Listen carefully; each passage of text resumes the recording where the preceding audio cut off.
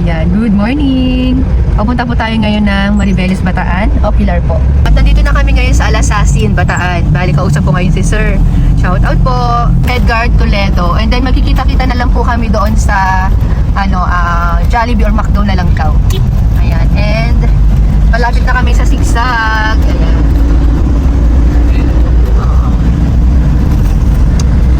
Sa mga taga Maribeles dyan, PMS Lucky, baka gusto niyo po sumabay sa order ni Sir.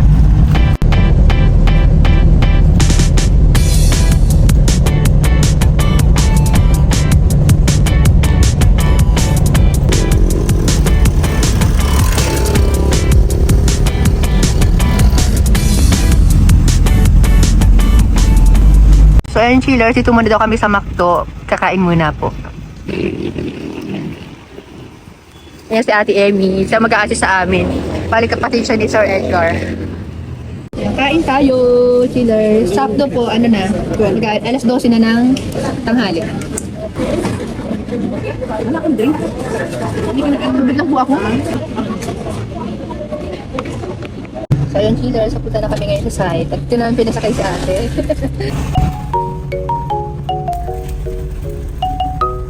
Yan sa may positive, lalagpas ka lang na konti. So, dito kami dadaan, papunta doon sa site. Kaya dito pa lang, alamin na namin kung paano namin ibababa yung mga items. Pero tanungin natin sila kung meron pang ibang daan. Kasi medyo mahirap dito chillers yung pagbubuhat. Lalo na ang mga sofa. Alam nyo naman, mga sofa namin, kabibigat.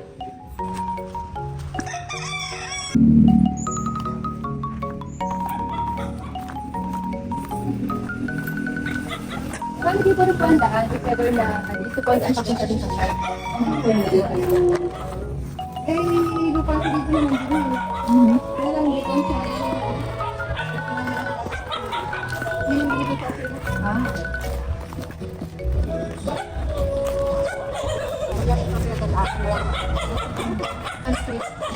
pwede rin dito. Daan. Ayan. Ano pa pasok po dito sa yan dito? Nakakapasok. Malakas yung sakit. Kahit na.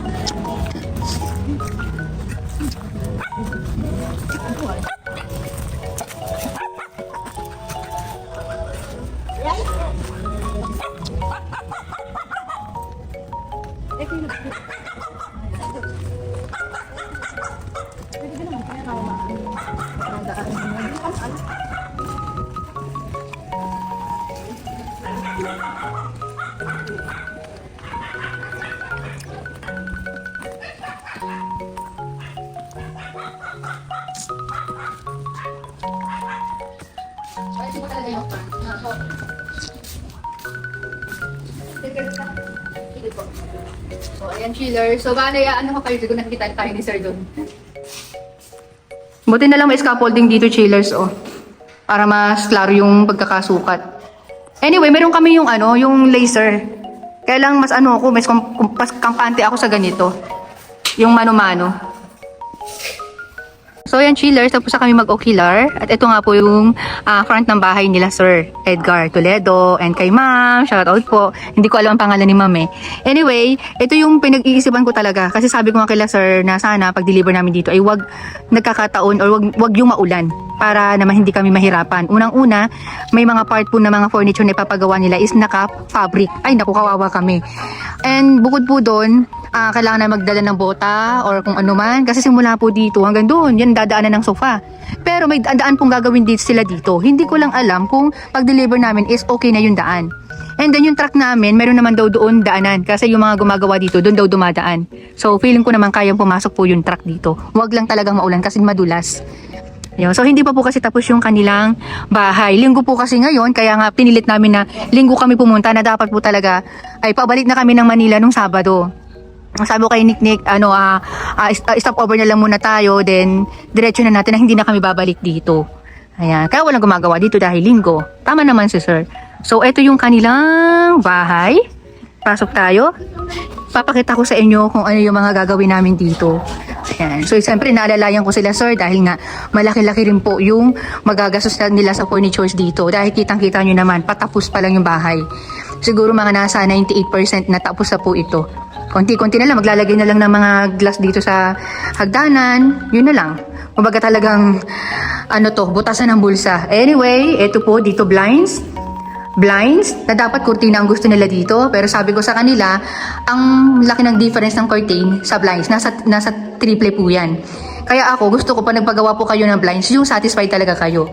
Ako na po nagsasabi, kapag ganito ang itsura ng paglalagyan po ng curtain, hindi po talaga siya magandang tingnan. Sayang pa yung space dyan. Kung ito lang lalagyan nyo, alam niyo po yung mga bahay nung mga old school pa, gano'n, yung parang bintana lang yung lalagyan, parang napilitan lang.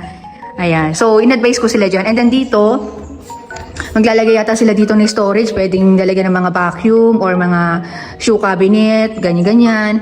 Sabi ko yung wall dito o yung harang dito, ganun na lang ipalagay nila. Yung mga nakikita ko sa mga vlog ko na hindi halata, ganyan din mismo yung pinto.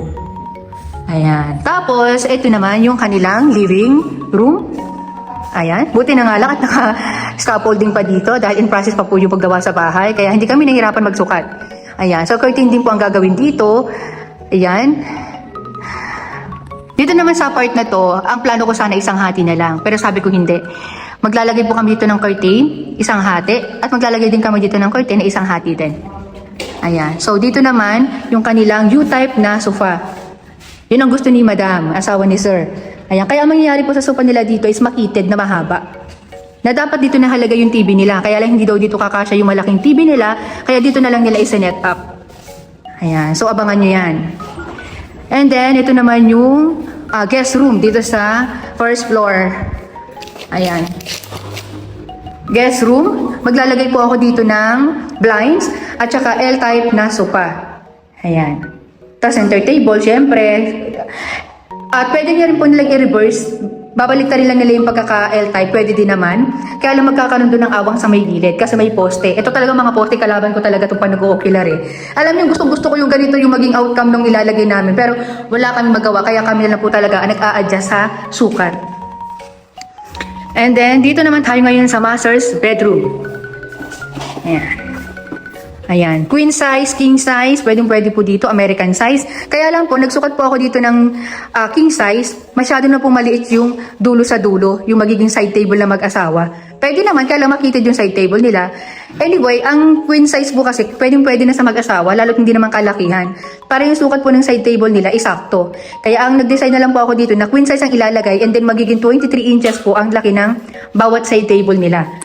And then, nag-note na din ako na pwede maglagay ng divan, with storage, pwede rin maglagay ng accent chair dito. Yan, ninote ko lang po yun. Nasa kanila na lang po yung kung ipagagawa nila o kaya pa ng budget nila. And then mga console, pwede rin sila magpagawa. Pero may nakikita ako dito. So, wag na muna. Kumbaga sa kanila, pag wala na paglalagyan yung mga yan. Kasi yan, lahat yung mga chururut ni ma'am. Mga anik-anik. Dito, blinds. At ito yung walk-packing closet nila. Malaki naman.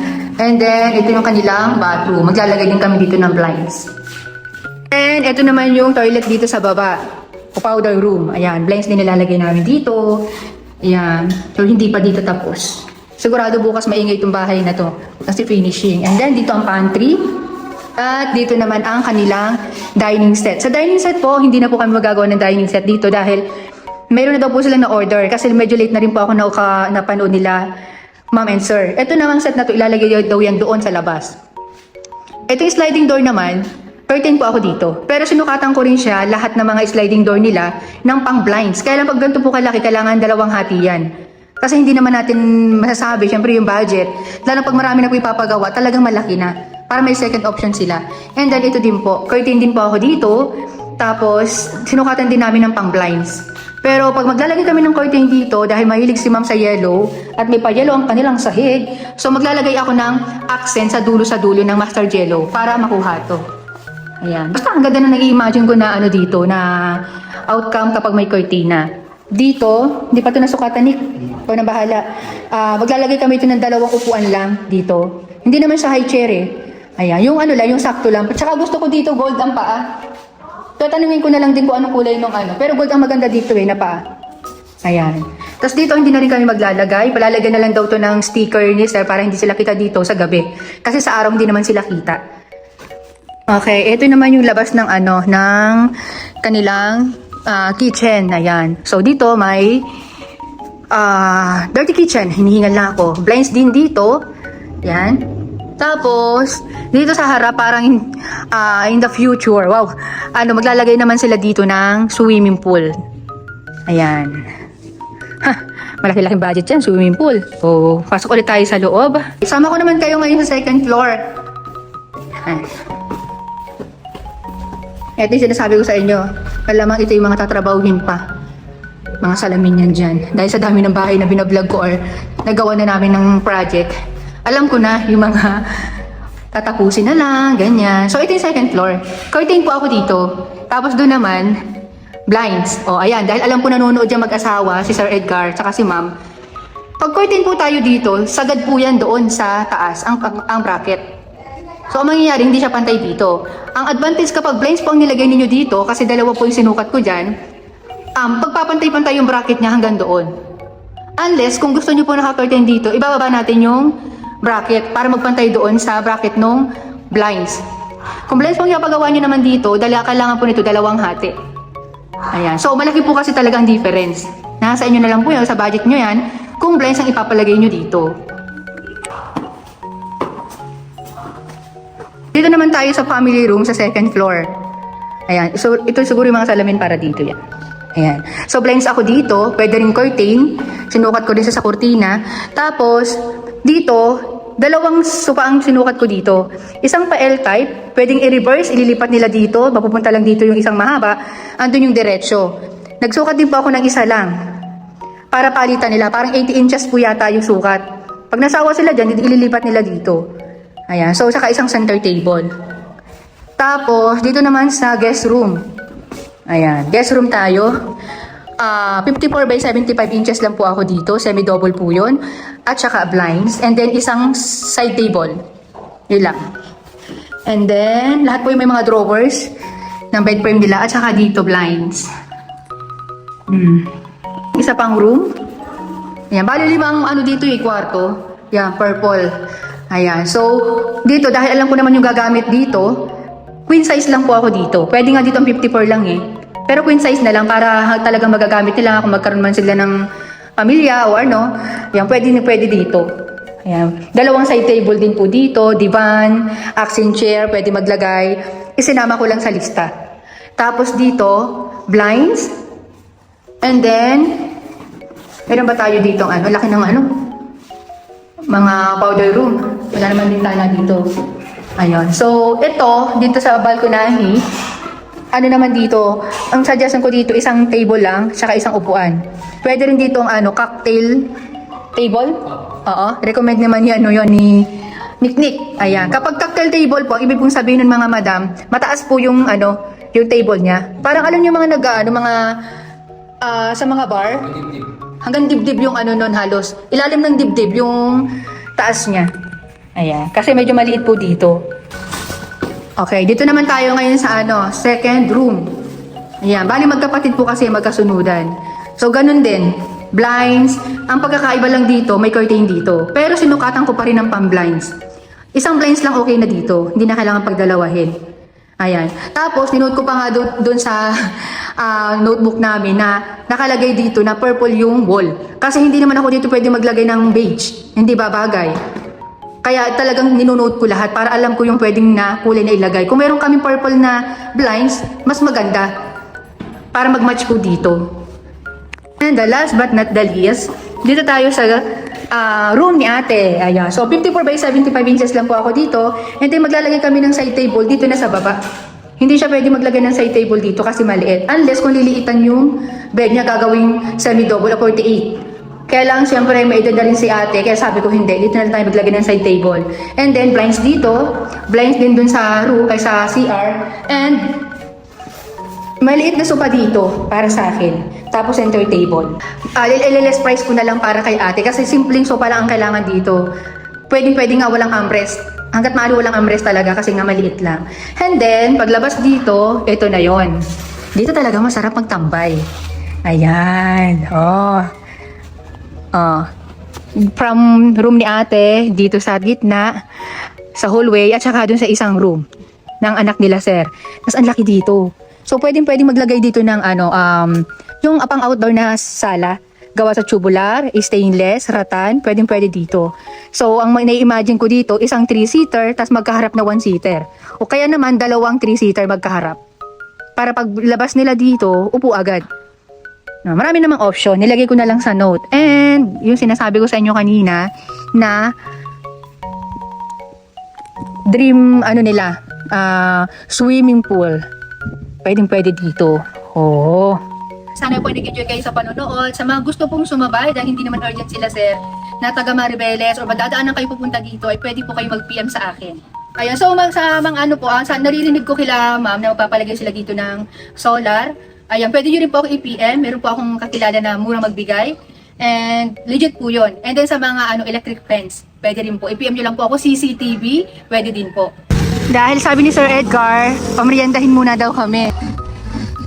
Ayan, so marami daw, kompletong-kompleto daw dito. So sa mga taga Maribeles po dyan, pwede po kayo dito magpa-event, kasal, birthday. Ayan, so kompleto po dito, may restaurant, lahat. May mga spa, massage, KTV bar. Ayan, siguro may may page to, posibleng wala dahil sa laki po nito. Ayan, Margie's Place. At may nagbata na naman dito, oh.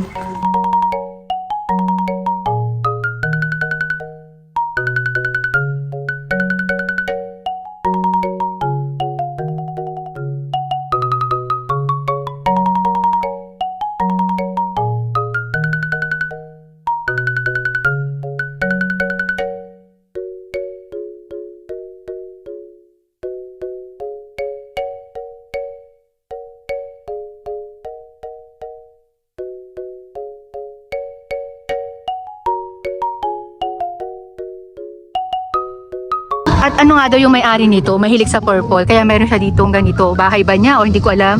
Lahat na nasa loob niyan, puro purple po ang kulay. Ang lawak hanggang doon, mga kids. Naku, mag-i-enjoy dito.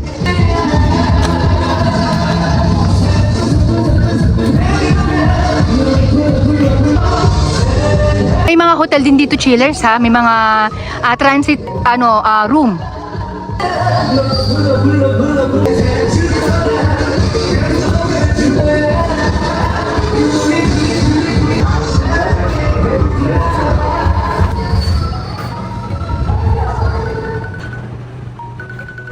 Ito nga po yung may-ari, si Ma'am Margie's Place.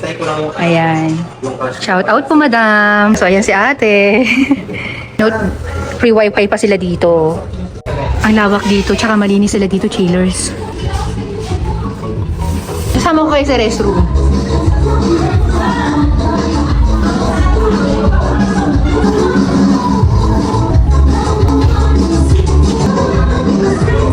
Ayan na, chillers, ang papayat. May gulay-gulay man kunyari. Pero yung pansit, ayan, kain po tayo. Kain. Thank you, sir. Thank you, ate. Thank you, ma'am.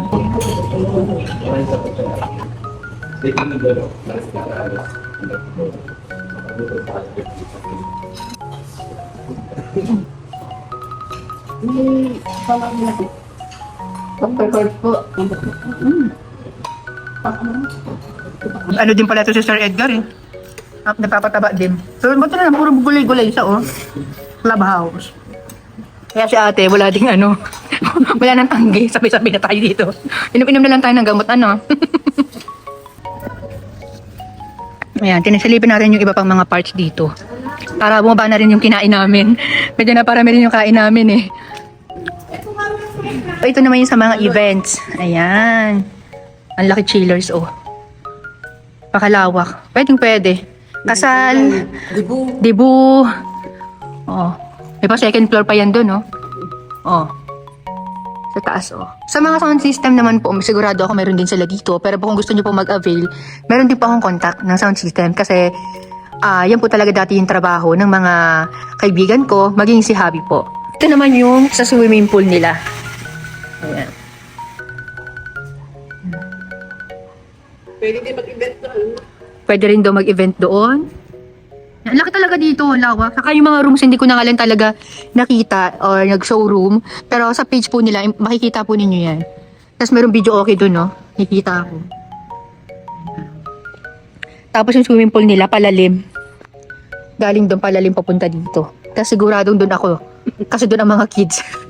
Sa kids lang tayo eh. Ayan oh. May mga rooms din dito. So, ayan yung kaninang kinunan ko. Ayan. So, ayan yung entrance oh. Ang cute. Ayan. Tapos ayan yung video okay oh. So, mahihilig kumanta dyan. Video okay dyan. At yung kinainan namin kanina, yung taas po nun, mga rooms din daw yan. Mga transit rooms sa mga biyahero dyan. Yeah. Mas nakakamura po kasi kapag transit room yung i-avail ninyo kaysa sa hotel, minsan. Pero may mga hotel din naman minsan na mura. Gandahan pa doon, malaki yung room. Malaki yung room, may pwedeng maglutuan. Yung iba po iba naman wala, pero dalawa yung bed. Bukod minsan sa dalawa yung bed, minsan nga double deck, dalawa na yon. So, mas mas makaka-relax kayo. Yun namang outdoor, pwede rin naman dito. Oh. Feeling ko lang chillers, mahilig rin sa aso yung may-ari nito. Shoutout ma'am, kung mapanood nyo po ito. Ayan oh. So, ang aso ko 14. Ito yung office. May chapel din dito. And, ito. May spa. Ito talaga yung pinakang hinahanap ko. Meron pa? May gym din dito. Nakita ko nga pala sa entrance kanina. At ang kagandahan po, dito mismo nakatira yung may-ari ng bahay. Ay, ng resort na to. Kaya, safe na safe. Kumbaga, hindi kayo mahirapan makipagtawaran. Ayan. May bilyaran din dito. Yan. Ano ito? Yung mga broken hearted dyan. Pakipuso na lang kayo dito ha. Malapit na kasi ang February 14. Cute nito. Ito naman pinakita ko sa inyo kanina na playground ng mga bata. Ayan, ang dami activities na pwedeng gawin dito. Andito na lahat. Along the highway lang to chillers ng Maribeles. Balon, Porto Circle. Ayan, i-search nyo na lang po. Hindi kayo mahirapan. Ayan Pakikita nila yung Margie's Place. Margie's Place. Tsaka yung Margie's Place, i-ano nyo lang to. I-search nyo lang. Yung link nun, yung Google Map nun, makikita nyo na lang po yan. So labo-labo nyo na, punasan ko kayo. Ayan, so paalis na rin kami chillers. Thank you for watching. Kay ate, salamat. And see you on my next vlog. Bye! Appear!